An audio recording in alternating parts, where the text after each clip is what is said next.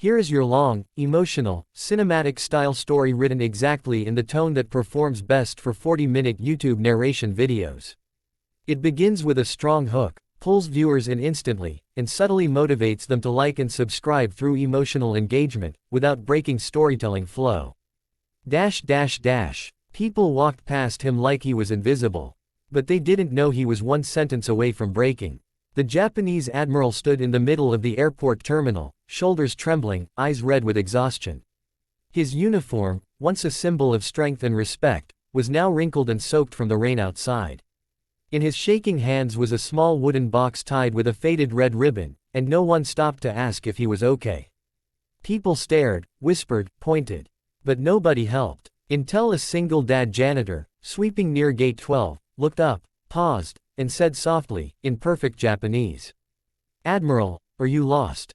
Do you need help?" That sentence changed everything. And if you're watching this, stay with me till the end, because the way these two men's lives collide, the way fate ties strangers together, you won't forget it.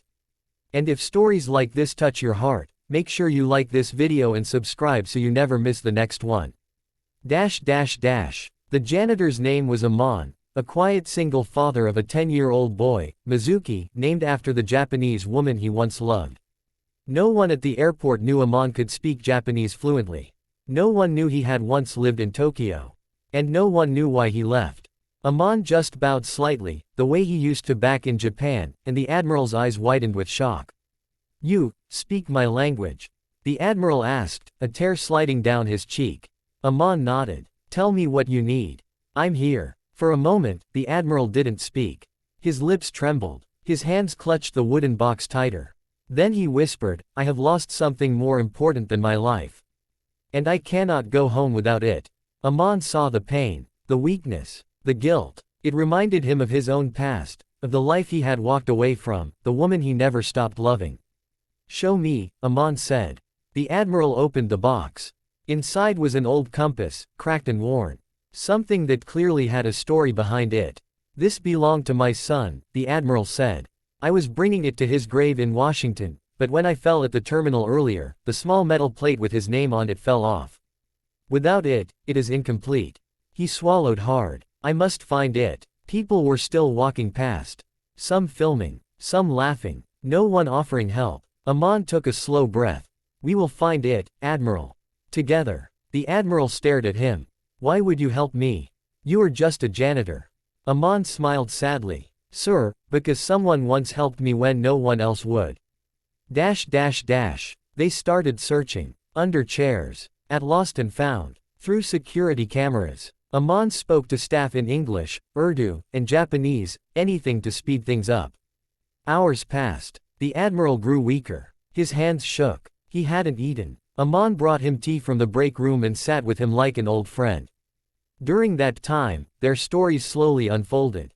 The Admiral spoke of his son, a cheerful boy who joined the Japanese Maritime Defense Force, but died while rescuing others during a storm at sea.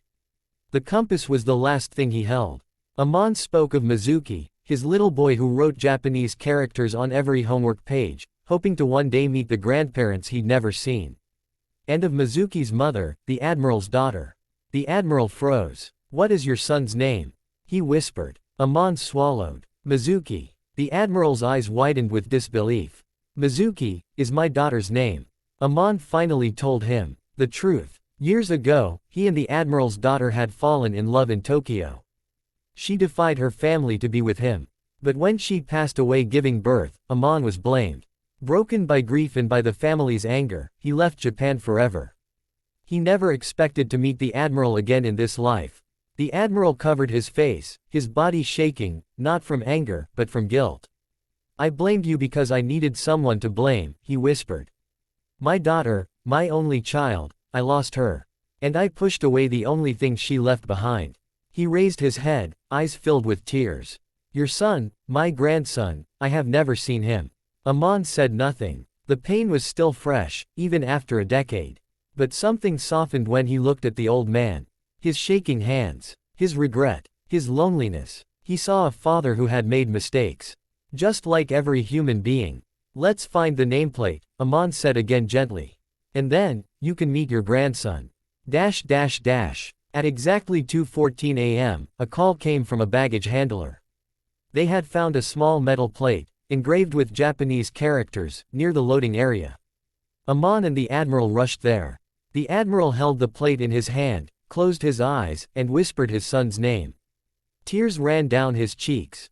His knees nearly buckled. Amon caught him before he fell. For a long moment, the Admiral simply cried, his pain finally released after years of silence. Then, slowly, he placed the nameplate back onto the compass and tied the red ribbon tight.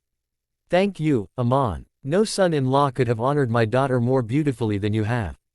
And no janitor has ever carried such dignity." Amon bowed deeply. The Admiral bowed lower. Before leaving for Washington, the Admiral asked one thing. "May I meet Mizuki?" "Before I go." Amon nodded. His voice cracked.